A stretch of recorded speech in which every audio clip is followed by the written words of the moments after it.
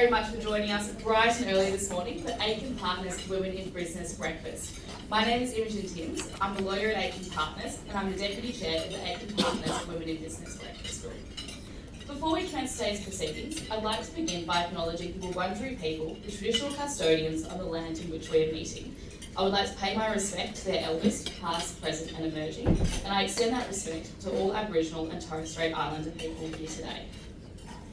As a result of Aitken Partners becoming a signatory to the LIB Charter for the Advancement of Women, the APW Group was formed to support women and gender equality in the workplace. The Charter aims to promote and support strategies to retain women from all backgrounds in the profession over the course of their careers and encourage progression into senior positions. As part of this initiative, the APW Group launched the APW Business Network in 2023, which aims to create a network that enables women to build relationships, share experiences, and network in a way that focuses on them. Our aim for the APW Business Network is to create a community that focuses on connecting, collaborating, and sharing knowledge, and celebrating women across all fields and industries. The APW Group meet regularly to discuss strategies that we can implement in order to support and promote the advancement of women in not only our workplace, but also in the wider network. Over the past 2 years, I'm pleased to share some of our successes with you, which includes implementing our firm's first maternity and paternity leave policy, launching our APW Business Network, hosting numerous APW events for our business network and women barrister events, and implementing the Law Council's equitable briefing policy at our firm. On behalf of the firm, I'm really proud to share the achievements we've accomplished so far, and I'm even more excited about the future of the group and wider network and what's to come. I'm delighted to welcome our panellists to talk all things high performance, facilitated by Nicole Jee, who is our Chair of APW, Principal Lawyer and Head of Litigation at Aitken Partners. Nicole will be joined in conversation by Leigh Walker, Dr. Anne Pang and Natalie Wood. Let's start with Amanda. Amanda Leigh Walker is a visionary entrepreneur, speaker, and high-performance leadership coach known for helping women exceed their expectations, not just in their careers, but in their lives. She's the co-founder of Lord of the Fries, Australia's most iconic plant-based fast food brand, and has spent over a decade building a purpose-led business that challenged industry norms while staying true to its ethical roots. Today, Amanda works as a transformational mentor for ambitious women ready to evolve spiritually, emotionally, financially, and professionally. Her work bridges strategy and soul, guiding high-achieving women to step into new chapters with clarity, confidence, and deep personal alignment. Whether she's coaching CEOs, mentoring creatives, or helping mothers return to their power, Amanda is known for her ability to achieve growth, unlock truth, and support her clients in leading who they truly are, not just in the role they've been playing.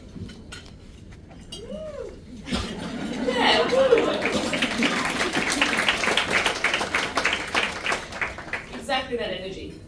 Dr. Anne Pang is a pioneering martial artist and community leader who has significantly advanced women's self-defence in Australia. Beginning her training in Wing Chun Kung Fu in 1974, she developed a specialised women's self-defence program in 1990, integrating techniques from Wing Chun, Chun Li Fa and Lung Yang. Her program, emphasising both physical technique and mental preparedness, has been taught across various institutions, including schools, universities and community organisations. Recognised for her contributions, Dr. Pang received the Blitz Hall of Fame Tribute Award in 1998 and was named Martial Artist of the Year for Kung Fu by Martial Arts Australia in 2022. Beyond martial arts, she's an advocate against racial discrimination and has worked extensively to empower culturally diverse women through self-defence education. And last but not least, we have Natalie Wood. Natalie Wood is a proven leader in women's sport who brings over 2 decades of experience in leadership, resilience and elite performance experience to the AFLW. Growing up on a dairy farm near Warrnambool, she was selected for Junior Australia cricket squads before discovering footy at university. She went on to play over 200 games, win 5 premierships, and earn 3 All-Australian honours, proudly representing Victoria at 10 national championships. She was also drafted to the Western Bulldogs for the inaugural AFLW exhibition games. Natalie's leadership journey continued off-field, first as an assistant principal, then coaching roles at Geelong and the Western Bulldogs. In 2022, she appointed the inaugural AFLW senior coach at Essendon. Under her guidance, the Bombers have made consecutive finals appearances, building a high-performance environment where empowerment, accountability and player agency are central. Natalie is widely recognised for her ability to lead teams with clarity, connection and purpose. please join me in welcoming Amanda, Dr. Anne, Natalie and Nicole to the stage.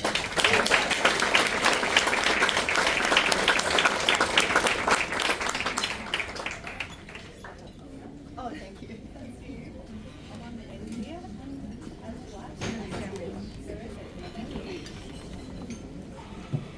Thanks, Jimmy, and good morning, everyone. It's a pleasure to facilitate today's conversation. Firstly, I'd like to start with a couple of broader questions about high performance. So, to Natalie and Amanda. Natalie and Anne. What has it been like being a pioneer and leader in traditionally male roles? And how did you navigate your role as the first woman in the field? Maybe. Okay, I'll go first. Hi everyone, thanks for having me here. It's a great pleasure to be here. First of all, I have to say that I never set out to be a pioneer when I first started this journey. I simply was chasing after what I would call 2 S and 2 Bs in my life, I guess. The 2 S's stand for silly and solitary, and the 2 B's are blind and brave journey. So let me explain. First of all, silly. When I was young, my grandmother used to take me to watch these black and white martial arts movies. Have you seen those? Yes. Fantastic. And I was so infatuated with those martial arts heroines. You would watch, say, Superman. I used to watch these movies. So I was fascinated by their sense of justice, their sword wielding and branch jumping, and just I was completely infatuated. And ever since I was a little girl, I always wanted to practice martial arts. A secret dream of mine. So at the age of 18, I met my husband. Ben, my instructor. And I fell in love. I don't know what I fell in love with, whether it was him or the martial arts, but I fell in love anyway.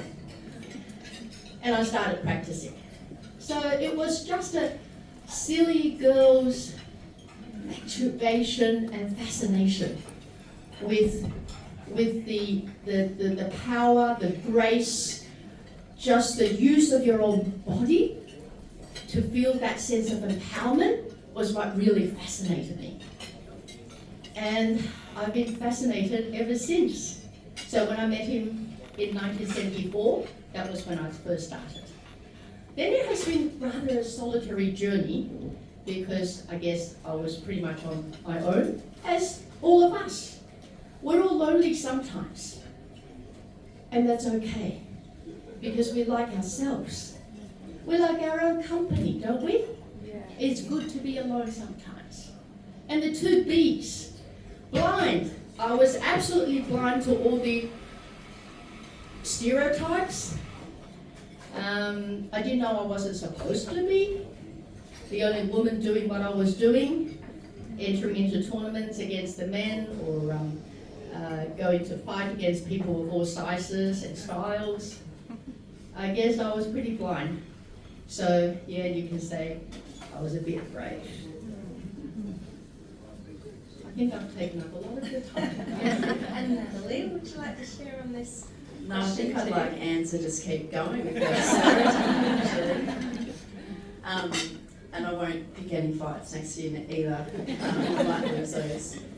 Probably a little bit similar to Anne in that, never sort of set out to be the word used is like pioneer in our field, but just following a passion as a child and involved in sport. Played sport whilst following a uni degree and working through an education career, and then just fell into football. Really was in the right place at the right time, and then being able to be working on a lot of the transferable skills I took from education into the football industry and now into Essendon Football Club, and it's leading people, and that's really no different to a lot of you, and where we are, it's all people first really, and the word pioneer isn't something that I think resonates with me. It's just about right now I'm in a job. I try to be the best I can at it. Bring a lot of passion, and hopefully helping create pathways for other people, and giving people opportunity to see more women in sport. Terrific. Amanda, maybe if we could move to a different question. There's a lot of pressure on women to prioritise career over other elements of life. Have you felt this pressure at times? And if so, how did you find the balance?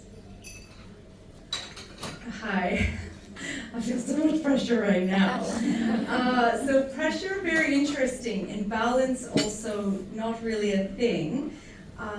I think what I learned to do was prioritize and reprioritize things, and also accept that even though I have children and I have a business, I generally lean toward my business, and that's something not to feel guilty about, and that might generally always be, in a way, my priority. That doesn't sound good. I mean, but when my kids need something, they get to the top and everything else falls apart. So it's about sort of learning, well, what's most important now?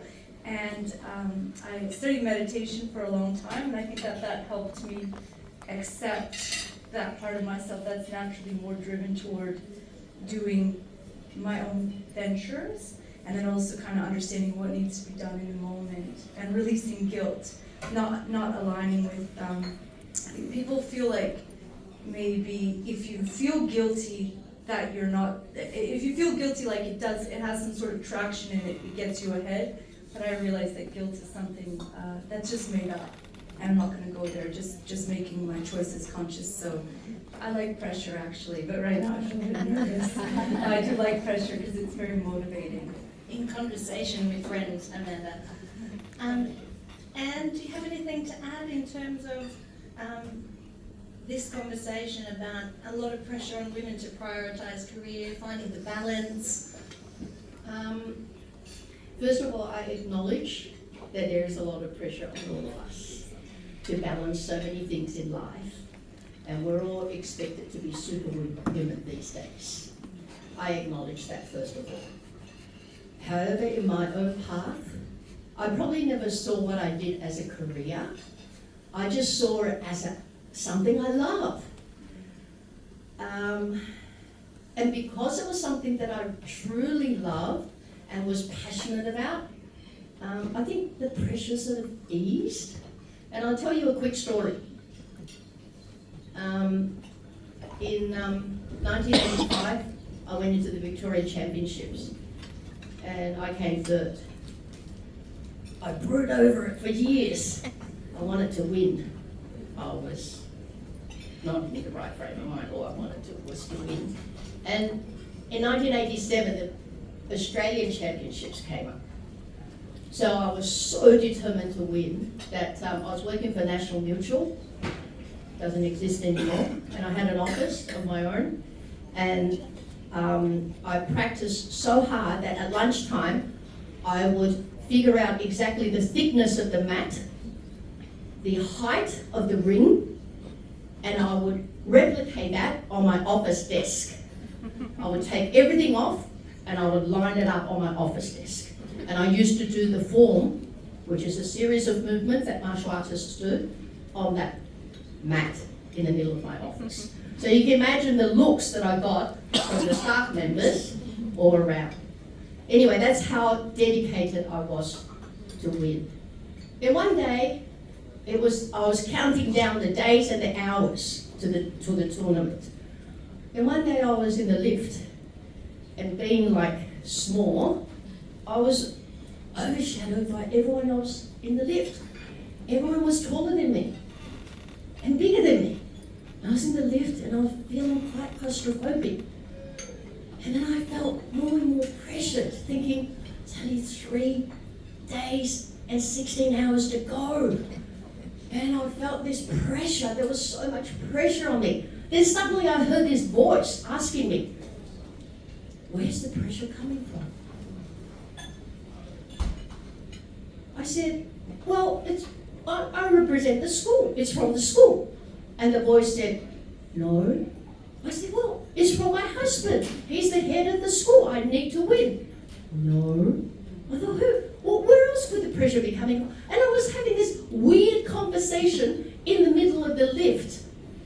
Then the voice said, think again. And I thought, no, it's from myself.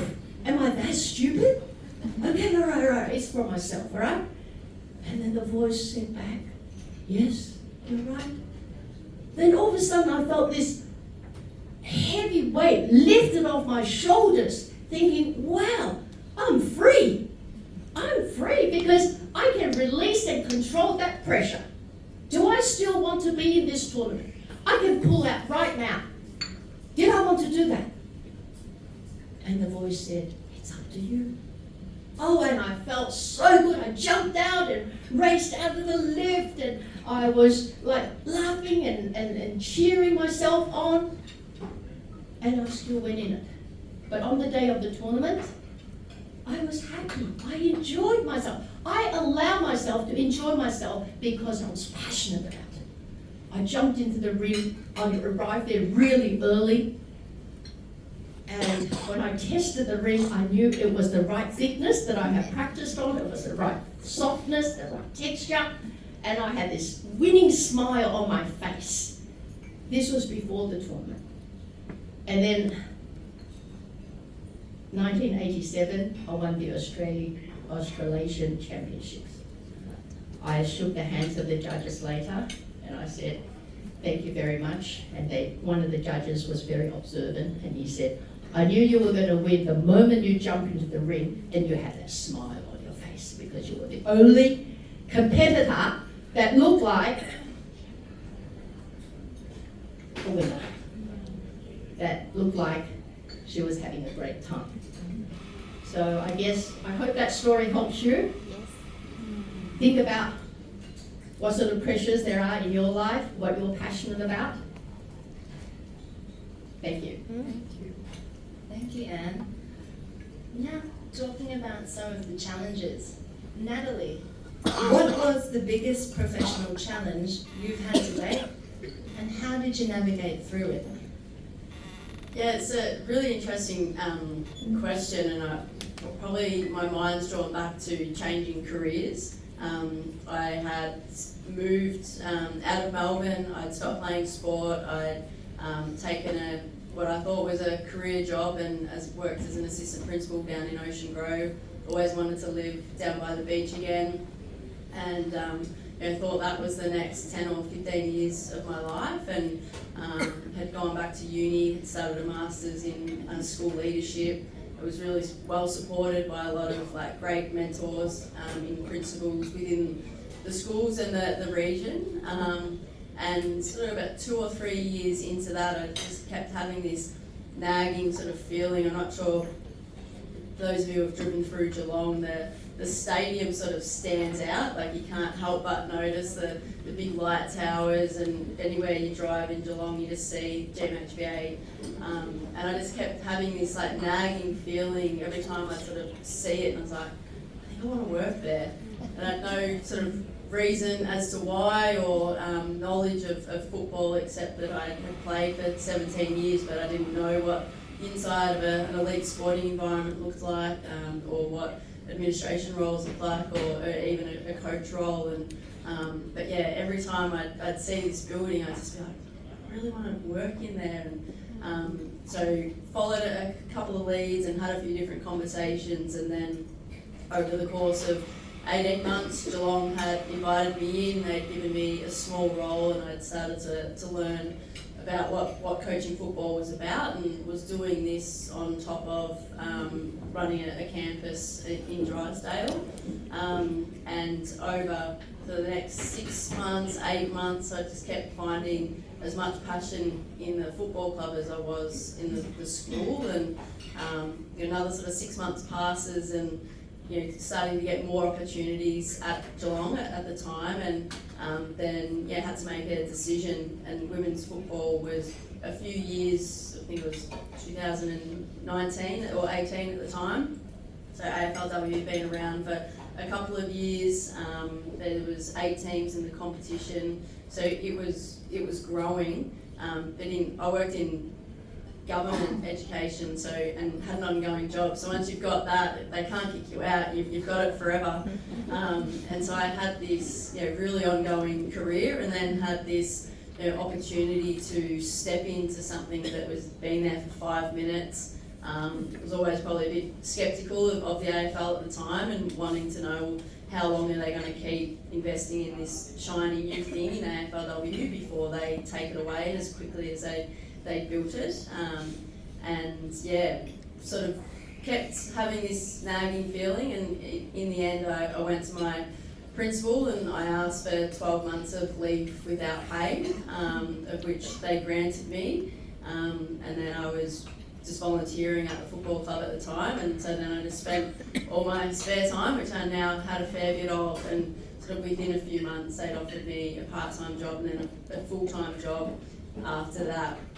But then I had to make that decision to, if I accept taking this opportunity in football, it would mean stepping away from something I'd spent 13 years building, that had a lot of security, a lot of stability. I could see a long future in that, and sort of stepping into something that was brand new was obviously exciting, but at the same time the stability of it, being so performance driven and outcome driven, and knowing that at any point in time your coaching contracts sort of don't amount to anything. They can be ended whenever people want to. So sort of stepping from something that's so stable to something that was not. But the passion and the interest and the want to help guide the growth of our game was something that I couldn't walk away from. And so taking that step and that leap of faith, and but it's going okay because I'm still here. And it's been a terrific journey so far, and I'm not sure where it'll go to over the next few years, but it's been a great one so far. But it was a very daunting decision to sidestep at the time.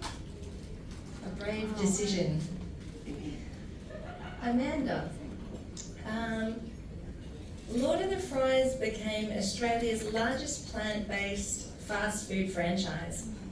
As the company grew, how did you juggle preserving its founding principles with business growth?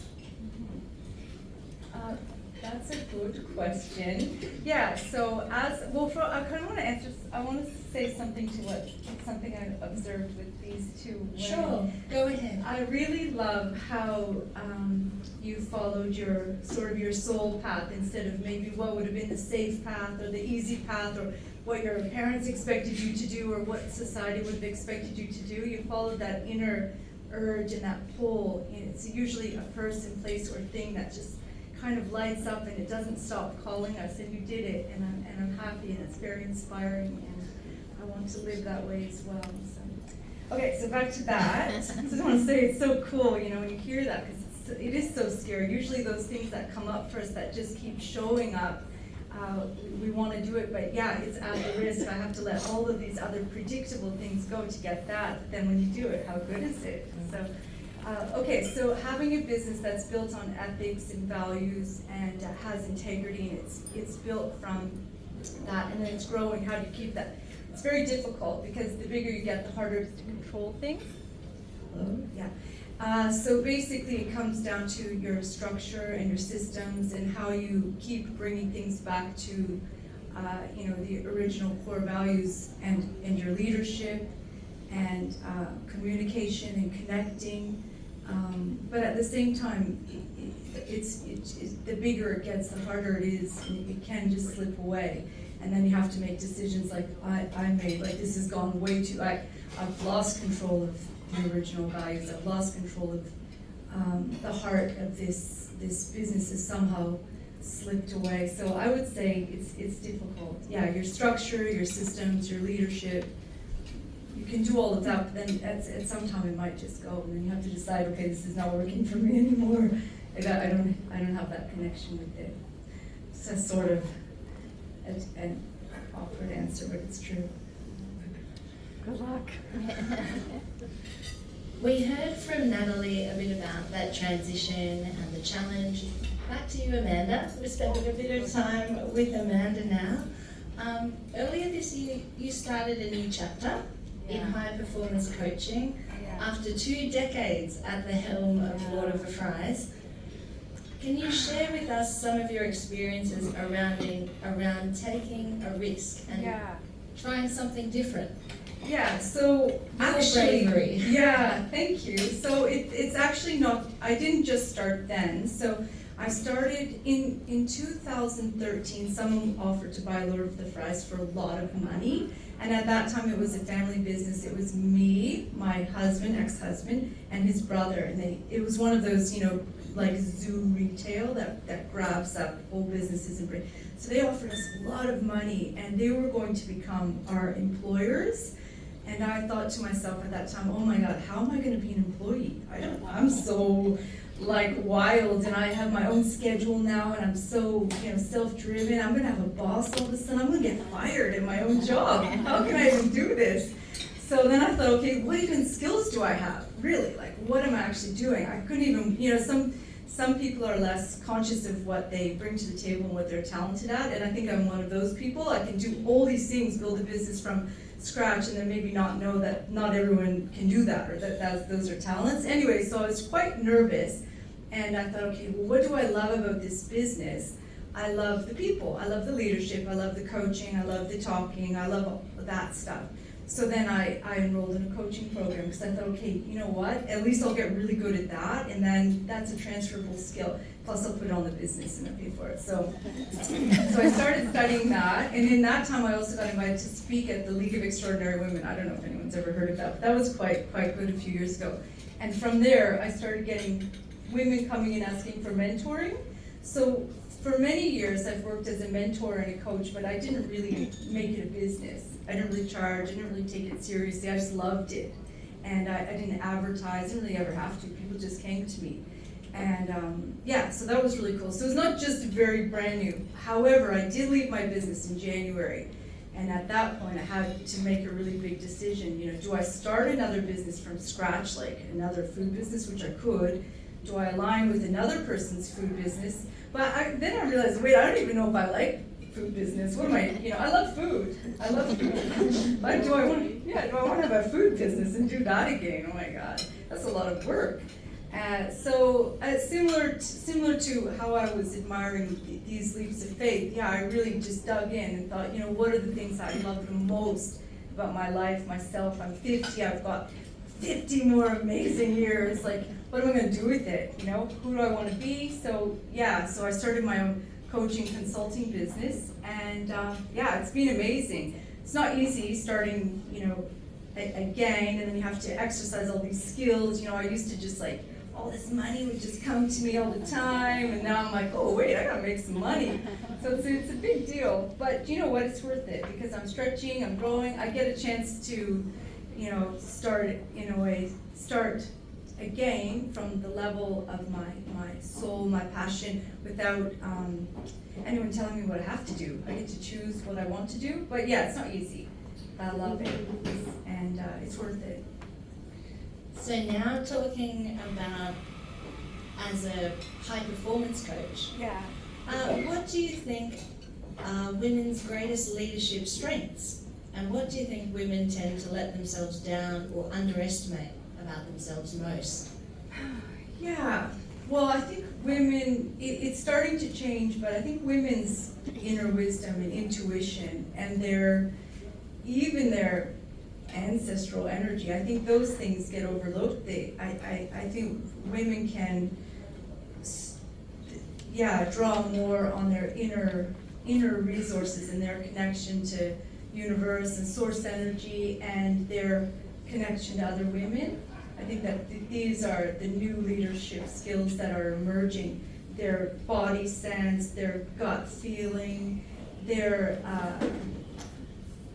sorceress energy, these types of things. There's tangible skills we can learn, communicating and this and that, but when we engage with our passion and our soul and our purpose and bring that into the leadership, is this answering the question? I sort of forgot what it meant. Yes. Something like that. Women's magic. I think that's something that women need to Superpower. to start to take ownership of. I mean, it's there, it's happening, we're all using it, those skills, and like claiming them, using them, owning them. It's really going to amplify, our outcomes.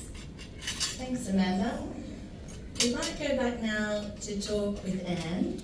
So, Anne, I'd love to hear from you about making our voices heard. You're a well-respected community member, frequently speaking out and advocating on issues of discrimination.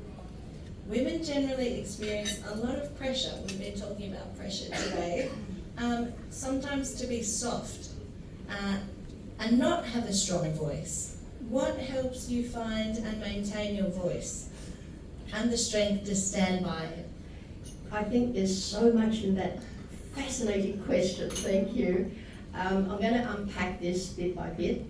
First of all, I'll talk about racial discrimination, which is something I'm very passionate about once again. I migrated here in 1970 when I was 11, before most of you were born probably. And if I may say, it was probably one of the darker periods in Australian history because it was near the end of the White Australia policy. So there was a fair bit of racial discrimination. I believe that anti-racial discrimination starts from home. It's what you talk about with your kids, with your brothers and sisters, with your friends. So I think our own mindset, start from ourselves, our own mindset. Are we the custodians of this land, or are we the owners of this land? In my view, the Aborigines are, and I think that we're lucky enough to be in this country. So no one is a migrant, and I hear this quite a lot. Go back to your own country. But I think this is my country. This is where I belong. And this is where all of us belong. So if you have that sort of mindset, then maybe you can call out the people that perhaps don't share this view in various surroundings, home, school, and so on. So I think we shouldn't just rely on the government or the policy makers or community leaders to do the job. It's everyone's job to fight against racial discrimination. And can I tell people a short story about my own experience? Yes, I was going to welcome that, Anne, the story you shared. Okay, would you like to hear a story? Yes. Yes, please. When I first came to Australia in 1970, I only had about a handful of words of English. And with those words, I went to school. I was in grade 5, so I didn't have many friends. One day walking home, this boy came rushing towards me. I was really happy someone was going to come and say hello. He stopped right in front of me and he slapped me across the face. "Get out of this country," he said. I was quite stunned. I understood what he said. And I knew he wanted me to cry. So I held back my tears in front of a lot of bystanders in the street and I walked past him. When I went home, I couldn't sit with that injustice. And I kept thinking to myself, what shall I do? And I knew there was a school assembly the next day. I recognised him. And I had to figure out how to actually say the words, whether it was he hit me, that's 3 syllables, or he slapped me. That's too hard. So I went with the first option. At school assembly, at the end of it, I rushed towards the front, I jumped on stage, and I pulled the principal and I said, "He hit me!" And the principal was so surprised, but he supported me and he pulled the boy up onto the stage and made him apologize. And he was the one that cried. So I guess I've always had this sense that I want to set things right. Maybe it's from the young, silly heroines, like Mulan. You've all heard of Mulan, that I admire and I worship. And I just feel like none of us should be racially discriminate towards each other, because we're all the same brothers and sisters on this earth, and we should all share things together. Yeah. Thank you. I'll stop. I'm sorry, I didn't answer the second part. What was the second part? Oh, that's okay. Okay. Don't worry, Too Anne. much. No, if we can distill some of what you had in that story and what you've learned, and we can put it into a question. You've trailblazed and achieved success in numerous areas, including martial arts, going on to develop your own martial arts school, obtaining your arts degree and PhD, establishing a successful art business, as well as being a mum, and with one of your sons being a Hollywood actor in Crazy Rich Asians, who's Chris Pine. If you haven't seen the movie, you should, it's great. What skills do you think help you achieve success in these varied areas, and why? It's a really good question. I guess I don't often sit back and think about this at all, because I sort of don't bath in what I've achieved, and I don't think I've achieved a great lot, but I think first of all, I love connection with people. As I look around the room and I connect with your eyes, I feel really happy. I like connecting with people. I think that's probably the first bit about myself that I can tell you. And second of all, I think what helps me is the traditional Chinese philosophy of yin and yang. Yin and yang, I guess you're all familiar with that. Yin means yielding, being soft, which I think was the second part of the question anyway, so I'm answering it now.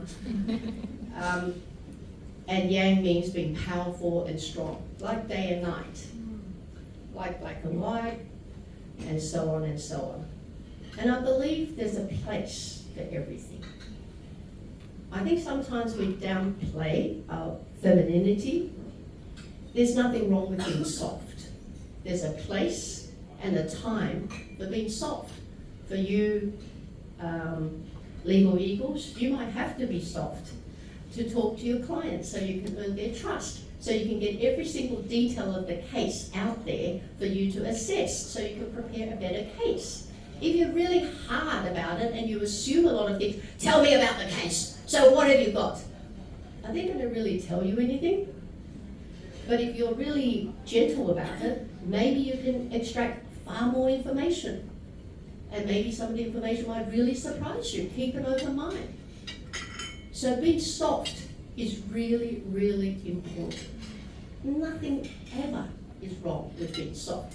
Look at Nicole. She's gentle, she's soft. When she approached me to come here to speak to you all, I was attracted to her softness and her gentle demeanor. And it was that won me over. So, soft is good, but it has its place. I guess I think of myself as soft. There's nothing wrong with being soft. But then I can be pretty hard in the ring and many other places.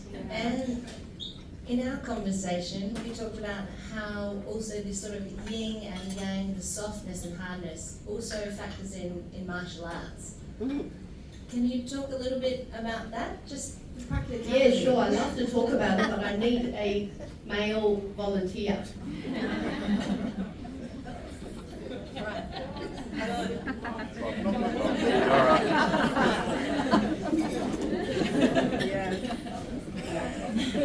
Okay, thank you very much. You're very brave. What's your name, please? Lockie. Lockie, I promise I won't hurt you. All right, okay, I'm going to demonstrate this. I'm going to put my mic down, right? I won't hurt you, really. No. Lockie. All right, now, Lockie, if you can put your hand against mine. Yeah, no, sorry, opposite hand this way. This way? That's it. You get into a bit of a stand so you can apply your body. That's right, and just come forward, come forward, come forward, come forward, come forward. Are you trying? Lockie was trying, okay? His face is going red, as you can see, right? But he was applying his force against my body, and he wasn't able to move my body. Was he trying? Yeah, he was. Yeah. Witnesses, all right? So we have a witness. We have witnesses in this case. Okay, this is for you, equal equals. And now, on the other hand, you can be as hard as you like, but I'm going to try a different method this time. I can be hard, but I can be the other way. And both ways work. I'll do the other way. All right, now Lockie, have your other hand forward. Now push against me. Like you did before. Sorry, move forward to the front. Yeah, Yeah. okay. Yeah, and now just move towards me again. Hard, hard, hard.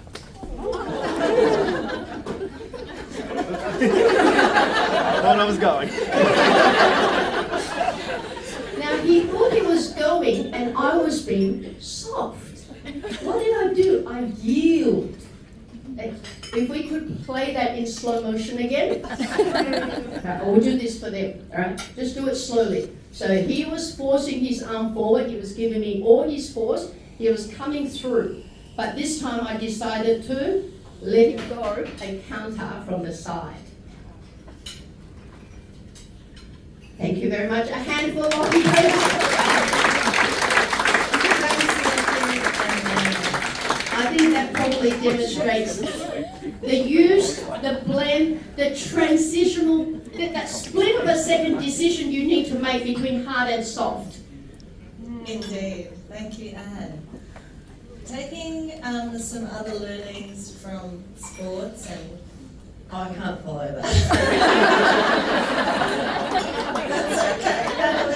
Does anyone have a football, That's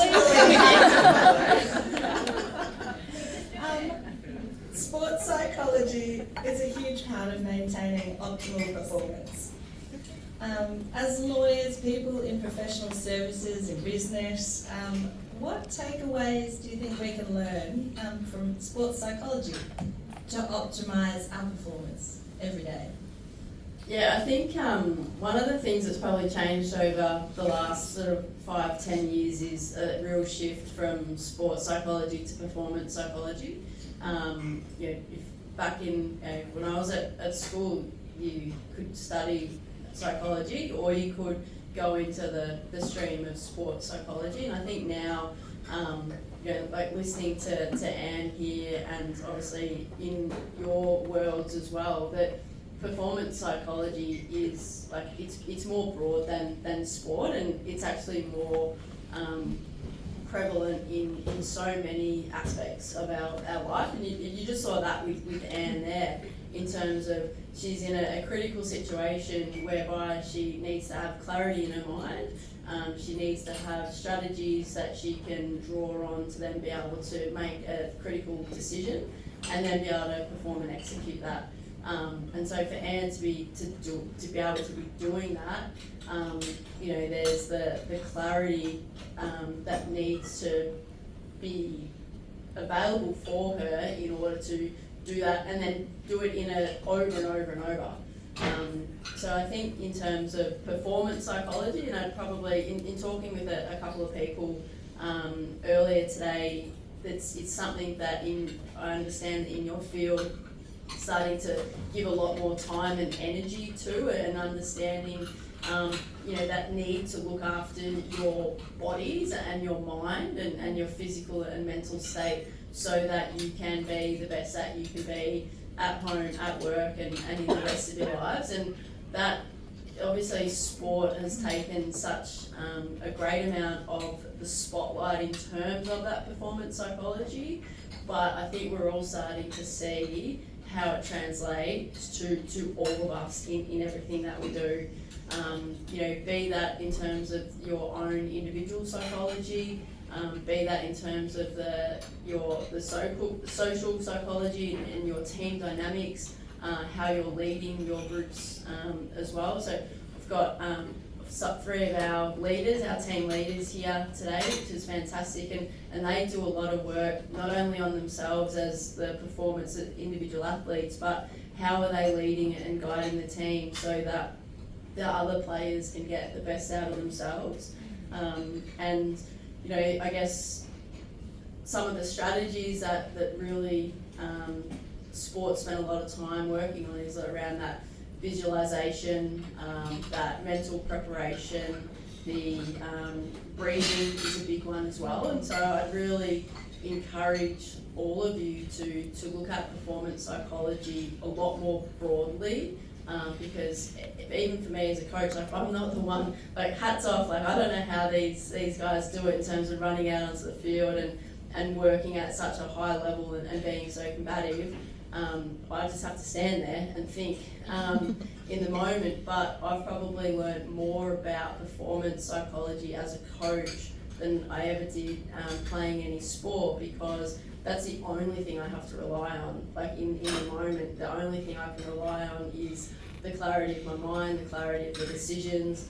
A lot of people coming at you with their own individual things, but me being able to have, and you mentioned, Amanda, before about purpose and values, and being able to always come back to those is so important for me with my performance. And if you had said that 3 years ago I would really rate performance psychology as a really key part of being a coach, I probably wouldn't have agreed. I didn't understand how important it really is, but yeah, it's one of the few things that I can control on a game day, and the better that I have my own psychology and my own performance prepared, then the better I am at being able to help the players in the moment.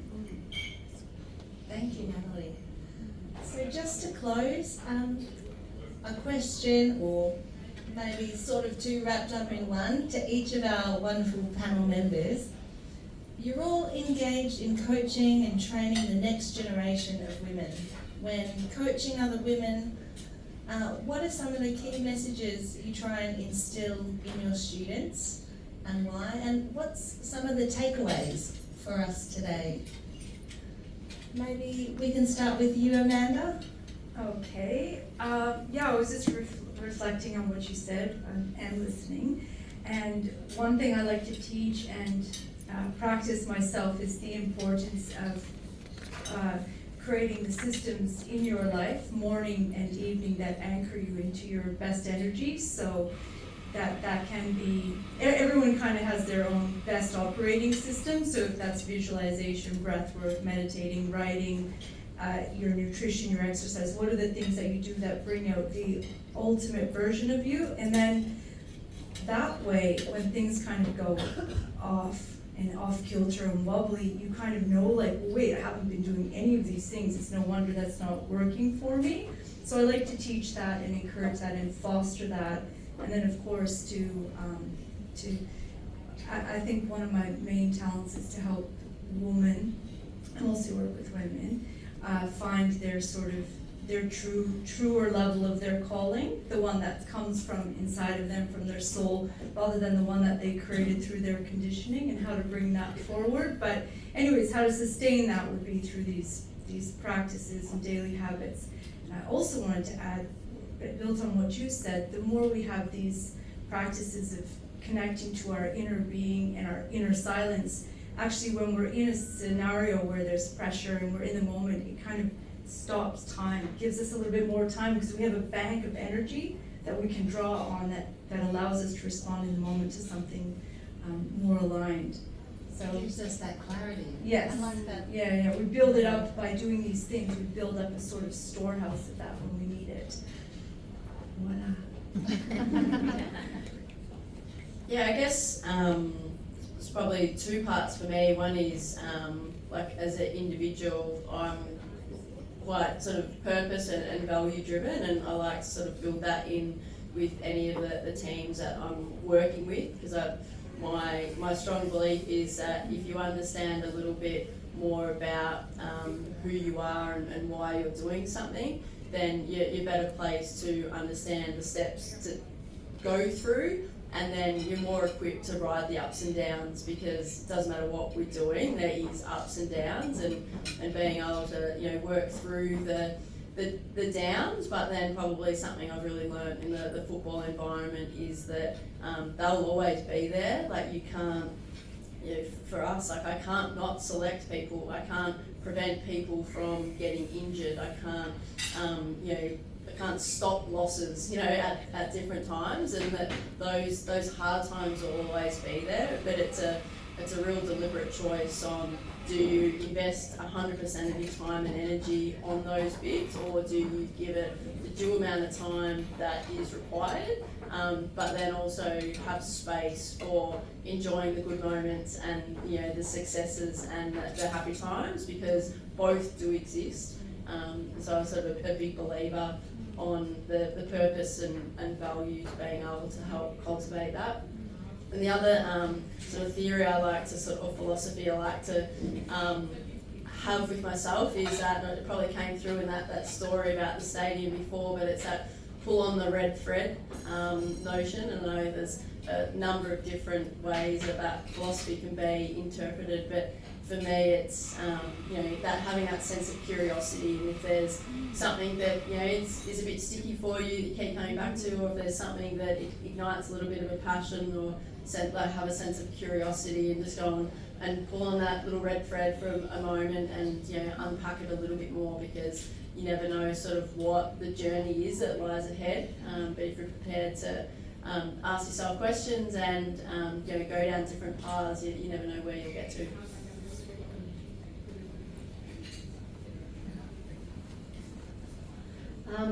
I love what you spoke about, Amanda, the spirit, the soul. Love all the components that you spoke about too, Natalie, about mission, purpose, and the red thread. Not much more I can add, except to say that I think in my journey, I've always left my heart and soul on the field, or in the ring, on the mat. And I think it's a good practice because you have no regrets. You can sleep easier at night, and when you get old and grey, you're pretty happy with yourself.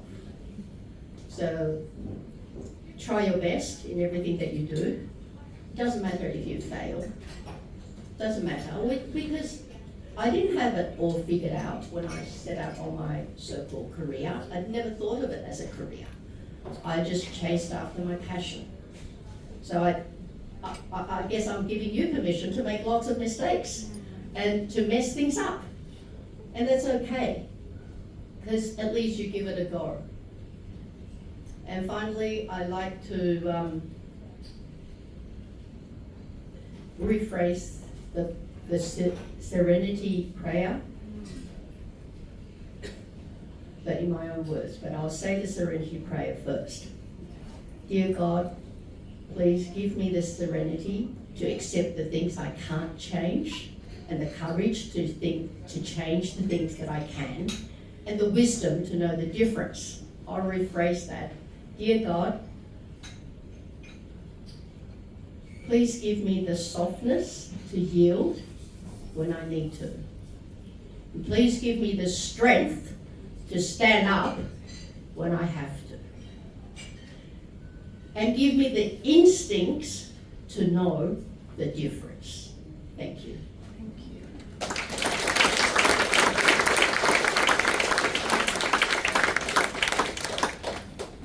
Well, thank you very much, Amanda, Natalie, and Anne, for your amazing insights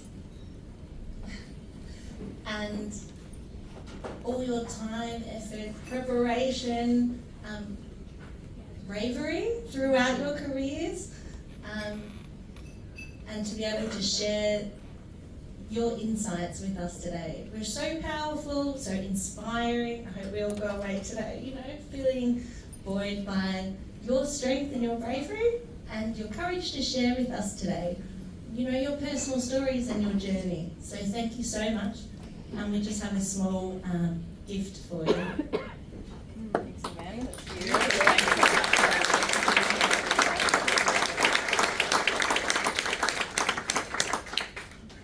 So with that, I'd just like to thank everyone very much for coming today, for being part of our Aitken Partners Women in Business Network, for sharing with us this special time and space. And I invite you all to stick around and network if you'd like, make more connections, have conversation, and take on what we've heard today. Have a lovely day, and thanks very much.